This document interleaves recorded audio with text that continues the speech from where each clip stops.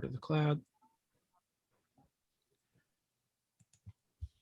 Welcome to the GrayDayMovies.com podcast. I'm Larry Lannon. I write movie and film reviews at LarryandFishers.com. And once again, joined by Adam Austin and Alec Toombs. They both write for GrayDayMovies.com, and they also contribute to thefilmyap.com. So we have a limited amount of time today, so we want to make sure we get in as much as we can. So welcome, Adam. Good to see you again. Good to see you, Larry. And Alec, always good to see you as well. Good to see you, gentlemen. Thank you. So without any further ado, there is one film Adam has recently seen, and it's one I've been sort of looking forward to. It's out of the studio called A24, which has put out some high-quality films in the past. The film is Zola. So is A24 continuing to put out the best? So A24 is one, and I think everyone here is fans of that movie studio. I enjoy their work. They had a Best Picture winner with Moonlight. They've done a lot of quirky independent fare like Spring Breakers, Hereditary, Lady Bird, and Uncut Gems. So they always do something a little interesting, maybe something a little edgy. And Zola is a movie that has been under production with them for 5 years. Actually, James Franco was originally set to be the director, and he was dropped, which is probably appropriate since he has had some accusations of sexual misconduct, and the film has to deal with sex workers. So probably not the best director to helm this. So instead, they've got a relative newcomer leading this movie. And it stars, and I'm going to pull some Taylor Page and Riley Keough. And if you don't know about Riley Keough, she is the granddaughter of Elvis Presley. You might have seen her in Logan Lucky, American Honey, and a couple things. It was interesting. I looked up, she's had both Michael Jackson and Nicolas Cage as stepfathers. So she's seen some weird things probably in her life. And so that probably made it appropriate for her to star as the eccentric stripper turned sex worker in Zola. It is a weirder than life story based on a Twitter feed back in 2015. And this was an epic story told through tweets back when it was only 140 characters. The director, what's her name? I'm gonna pull it up. Janitza Bravo. That's why I had to look it up. It's a little different name. Janicza. She does a really good job with a nice stylish look to this movie. It's fun. It's got some nice sounds to it. Different sounds of the cell phone chirping and pinging almost sound like the musical background. All the actors have a lot of charisma. The only downside I have to say to this movie is I was not familiar with this Twitter thread before seeing it, and I was a little lost. And when I also a little wondering, what's the big deal? Something that feels epic as told through tweets may not feel as big enough or cinematic enough when told on screen. So maybe they could have done a little more to capture the voice of the original Twitter user, Azia Wells, who go by the name Zola. But it's interesting movie. It's worth a watch. I'd probably say a stream as opposed to head to the theater, but I gave it 3 out of 5 stars. So was it because it highlighted the Twitter feed and not a more compelling story? Is that why you marked it down some? I marked it down because I felt like it was a movie that if you just watched it and never looked up anything online about the story, I think your enjoyment would be a little lessened. And so I think a movie on its own, like a movie should stand on its own. It shouldn't have to, you watch a true crime movie and some of them are meant for the fans who've read everything about the true crime story. You've seen that with some of these true crime stories or documentary, but someone who knew nothing about it watches it and is not as enjoyable. It isn't enjoying it as much. So from that perspective, I had to mark it down a little bit. I read your review, Adam. I think I remember you referencing an article about the Twitter feed from Yeah, and Rolling Rolling Stone. Stone. Would you recommend I read that article prior to seeing the movie? I If I actually do think usually I would say reading about the story may spoil it, which is why I didn't. I didn't want to Sure. know what happened. Sure. In this case, actually doing some research before watching it would heighten your enjoyment. Okay. And that says something of the filmmaker. Filmmakers should make sure you can see it and understand it without going out and doing research ahead of time. So and that would be my view. So it's a kind But of if you were a fan of this feed, I'd say go watch it. okay. So it's a half-hearted yes. Maybe better off to wait for a stream than a theater on Zola, which is sad because A24 normally is high quality. Maybe not quite what up to Yeah, expectations this time. I can't say it's a bad movie. It's already made for fans of this. So that's what I would say. Right. We'll be back to you in a minute, Adam. Alec, I want to ask you about the film that's getting the most buzz in the film industry right now as far as box office. That's Fast and Furious 9. You've seen it. I've seen some reviews that are not that great. A few people liked it, most didn't. Very curious about your take on it.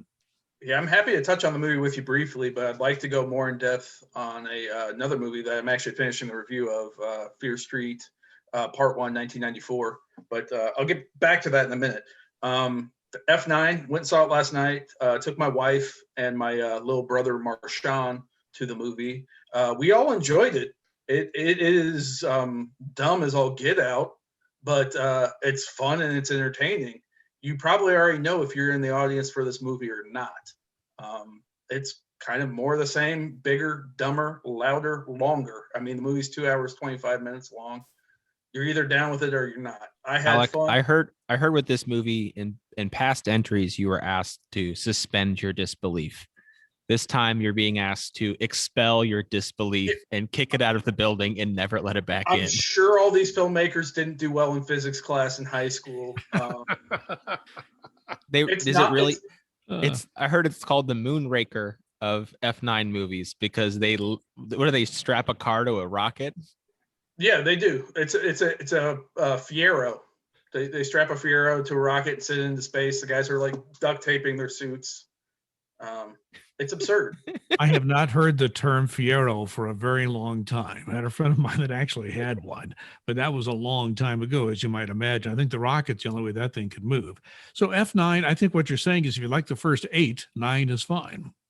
I would rank it somewhere in the middle of the franchise. I gave it, and I was probably in a good mood because I was with my mentee and my wife. I gave it 4 out of 5 stars. It is not a good movie, but it's a thoroughly enjoyable one. I like these movies generally. Okay, since that was a brief one, let's hear about Fear Street. You working on a review of that. Tell us about this film. Yeah, Fear Street is the Fear Street Part 1, 1994 is the first of 3 movies that are going to be coming out on Netflix in these next couple weeks. This one comes out Friday, July 2nd. Is co-written and directed by a woman named Lee Janiak. She made a horror movie like 7 years ago called Honeymoon, which I haven't seen.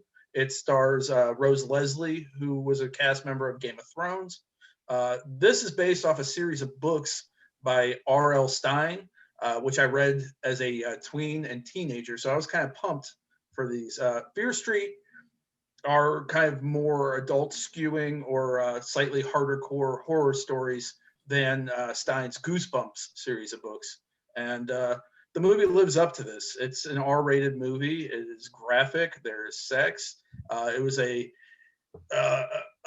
stroll down nostalgia lane for me. It felt like a 90s horror movie. It was like Scream or The Craft. The soundtrack is awesome. They have all sorts of killer 90s needle drops in it. The young actors, most of whom I was unfamiliar with, were really good and very likable.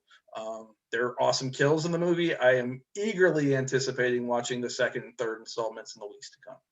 So is this a film that lends itself to watching on Netflix at home, or is it better seen in a theater if that ever comes around? It's only going to be available on Netflix. I know once upon a time it was supposed to be released by 20th Century Fox, but the way things are going anymore, our industry is pretty liquid and things move around quickly. So there's no plan for it to be in theaters, is what I'm hearing. None whatsoever. It'll be available exclusively on Netflix. I mean, you can make a home theater, Larry. We can start charging people to come over to your house. I have a big enough screen. I don't need a home theater. If you're a teenager or a teenager at heart, or folks like Adam and I who were teenagers in the 90s, I think the movie will appeal to you, just so long as you're not too squeamish. So have you got a rating for it yet? I would give it 4 out of 5 stars. I thought it was really fun, and I like horror movies. I like slasher movies. That's why it delivered. And it's going to be on Netflix soon, I understand. Beginning Friday, with another movie coming each week.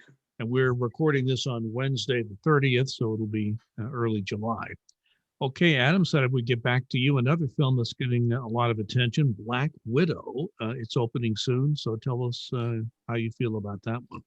So Black Widow comes out July 9th, and it has been delayed quite a bit.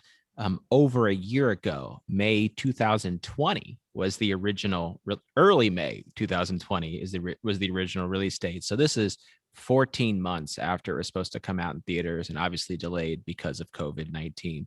So there's a lot of anticipation. It's supposed to signal phase 4, right? 4, right? We're in 4 of the MCU. Right. Basically the post Infinity War, where a lot of characters might have died off and we need to set up the next level. This is, of course, a story of, and there's a spoiler, but if you haven't watched some of the Avengers movies, maybe you won't care about this anyways, but Black Widow does die in Avengers Endgame. So this is a prequel, giving away some of her origin story, while also telling a side story with the characters from her past. And it does still tie into her motivations of why she sacrifices herself in Endgame. It's a film that has a great cast. David Harbour of Stranger Things plays Red Guardian, who is her surrogate father figure. Rachel Weisz, who is an Oscar winner, plays her surrogate mother, who is another Russian spy. And then Florence Pugh, who is Oscar nominated for Little Women, steals the show as her little sister Yelena, who's got the same kind of martial arts and attack skills that Black Widow has, but with a little more attitude and sass.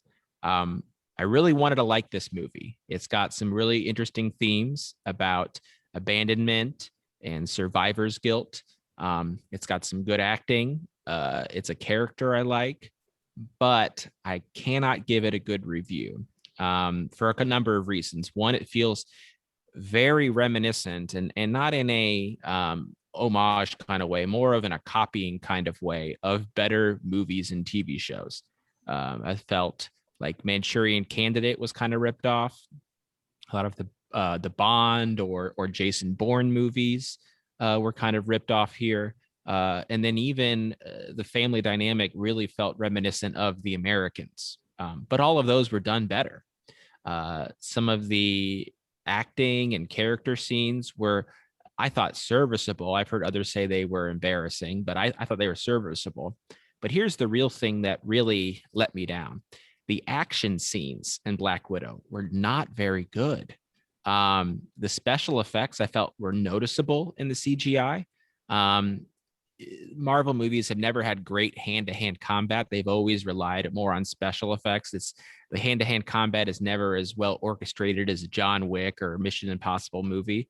And then at the end, they do this big climax that felt way too big for a character that doesn't have any special effects. And it also felt like we had done it before. Not to give anything away, it's a third act set piece where you have characters falling through the sky and punching each other. And it felt, I think the fight on a top of a plane had already been done in some of the Avengers movies or in the Captain America movies. I wanted to like this movie, but it just, and maybe I'm judging it harshly because some of the other Marvel movies are so great. So this is coming from a fan of Marvel movies and coming a fan of the Black Widow character.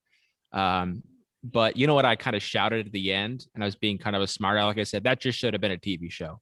That should have been 6 episodes on Disney Plus. I would have liked it. I could have stayed home. It would have been better.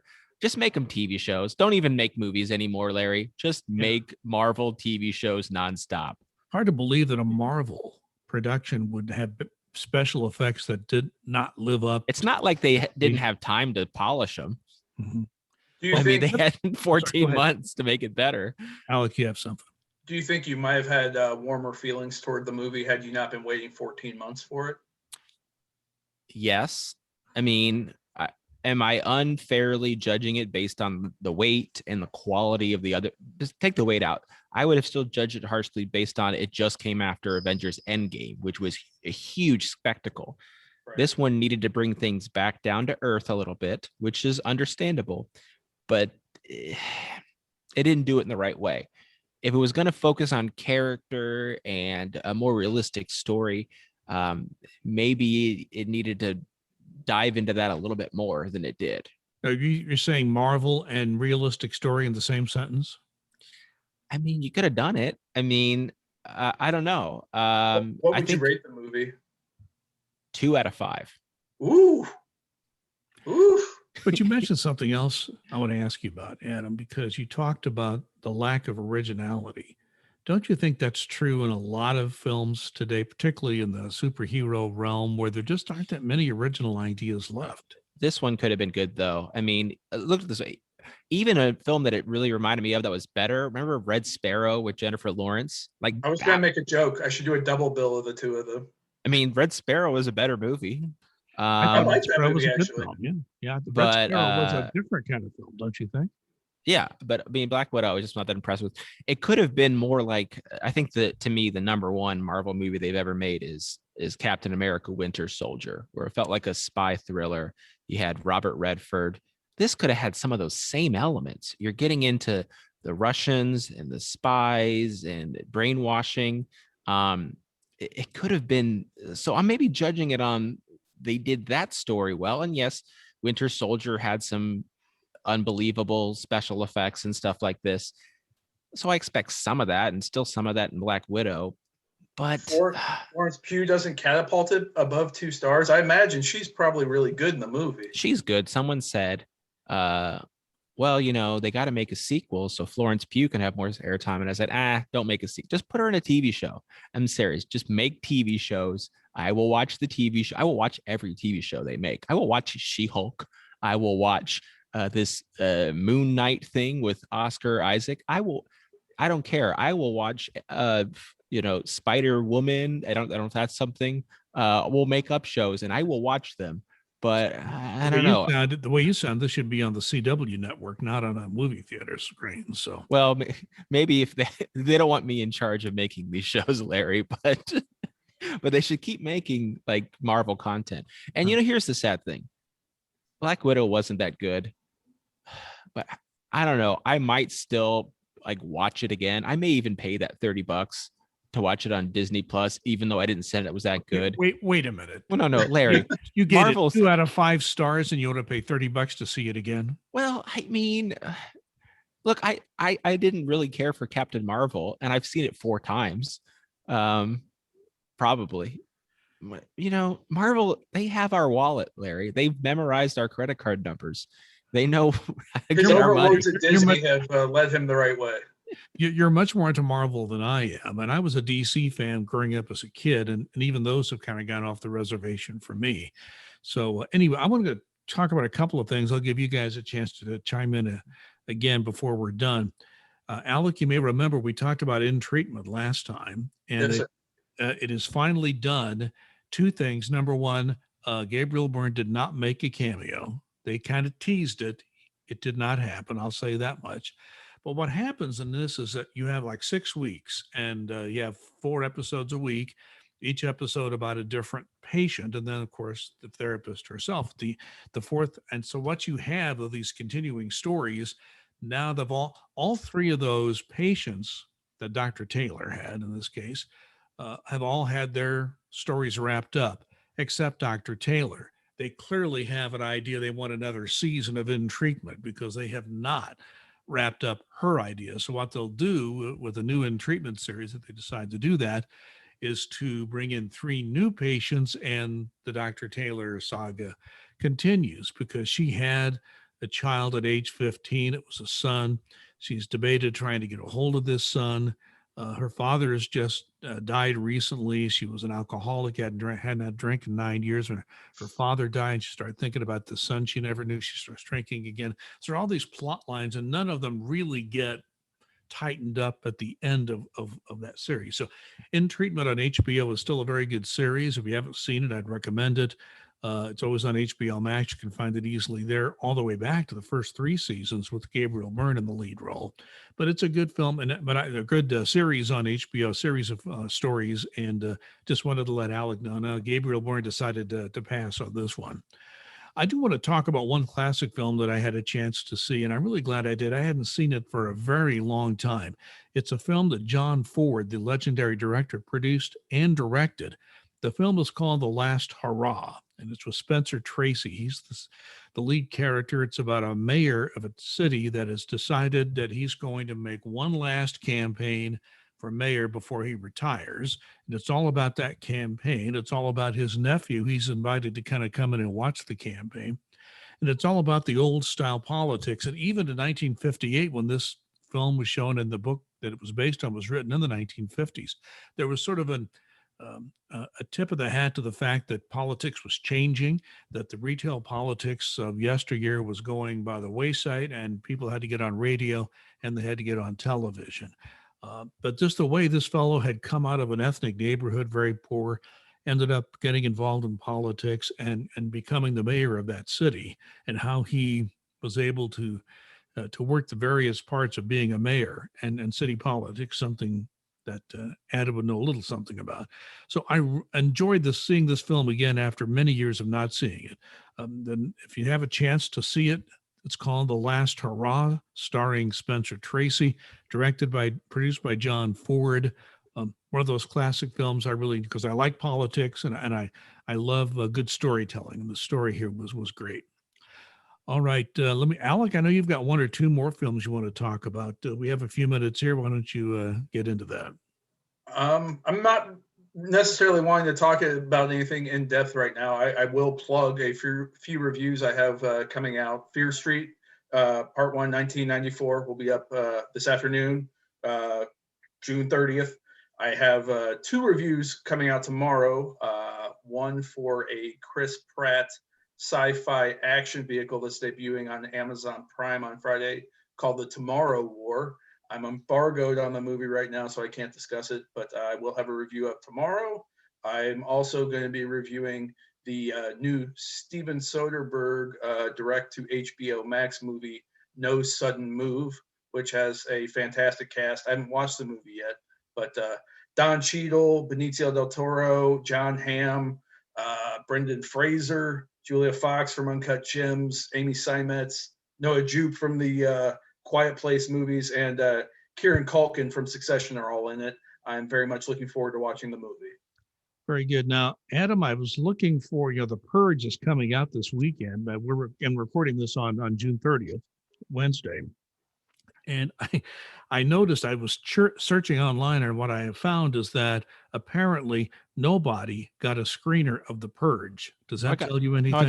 No, I got it last night. Well, I was going to say nobody's posted a review yet. Apparently, and we just got it yesterday. So, I mean, I guess I don't know. I'll have to check when the embargo is.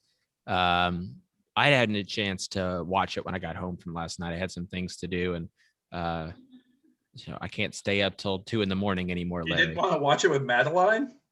Well, it wasn't even that. I couldn't. Now I have to get up early in the morning. I can't stay up as late as I used to, Larry. Life can be tough, I understand. I know. But if you are interested in The Purge, which I know Larry is a big Purge head, Alec is the big Purge head. That's true. He's always binging The Purge. So, but if you want to read about The Purge, I have 2 long form articles on the film Yap, and I need to get those posted on Grade A Movies too, and on our Substack email. One of them, I analyzed why The Purge would not work, which I know Larry thought was a big duh statement. Of course, The Purge wouldn't work, but I get into some criminal justice statistics. I drop some pie charts and graphics in there, and I talk about all the different reasons why people misunderstand the motivations behind crime. Yeah, and And I think then that. Yep. I'm sorry. Go ahead. yeah, and then I have a part 2 where I talked about the psychological aspect, where the idea of this cathartic release that is being, and obviously it's a whole ploy in the movie, but I talk about uh if psychologists talk about acting, if you have anger inside of you and you act on the anger, it's not always a release like people say. It actually heightens whatever feelings you already had inside.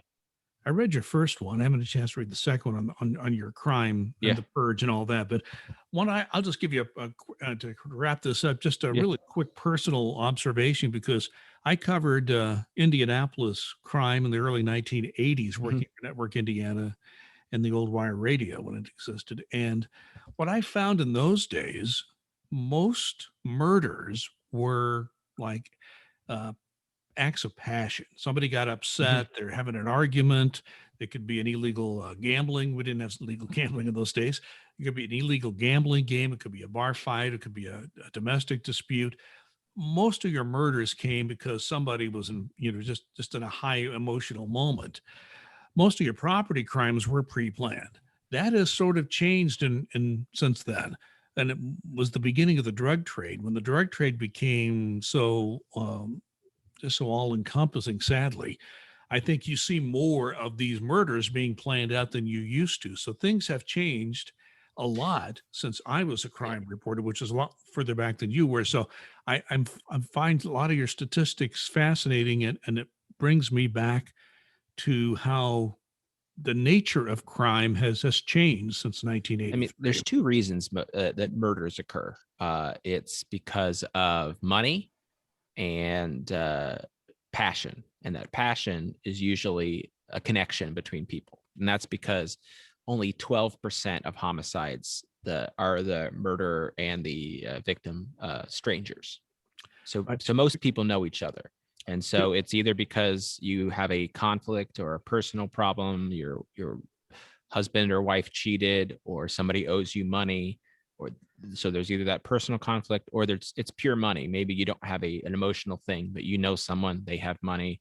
It's a robbery that turns into a homicide. Yeah, when it's money, it's normally pre-planned. If it's emotional, like a domestic dispute, it tends to be something that gets out of control. Not in every case, but that's the Yeah. general thing. So what I'm seeing is there's more of these money murders, sadly, and serious injuries that have been happening in recent. So your statistics, I thought, were very important in light of what I've seen. We're about done, gentlemen. We only got a couple of minutes left. How about a quick hit from Alec? Comment about anything. I just wanted to ask Adam real quick. Have you seen all 4 of the Purge movies that preceded this new one? Yes, I have not watched the TV show. Do you have a favorite of the 4 thus far? I think I like the third one. Okay. I'm just curious. I like it a lot. The second one's my favorite. I think the third one delves into the political aspect of it most. But I think the second one, yeah. One thing I will say about the Purge movie is that it is films that, besides the first one, the parts 2, 3, and 4 have incredible amount of diversity. A lot of people of color in starring roles in the movies. So, I mean, obviously it deals with racism as a central theme, right. But it's a great acting opportunity, and they get a lot of and they don't always, there's some big names in them, but they're not all big names. So there's some interesting cast in these movies. The new one has to deal with the border, though, and immigration. I was about to say immigration is going to be the issue in the new one, is from what I have read. Yep, they dig right into that. And the one thing about the politics in this Purge movies, they're never subtle. Like they hit you over the head with them.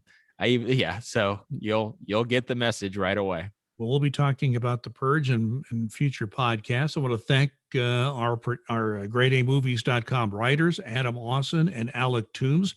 You'll also see their work in thefilmyap.com.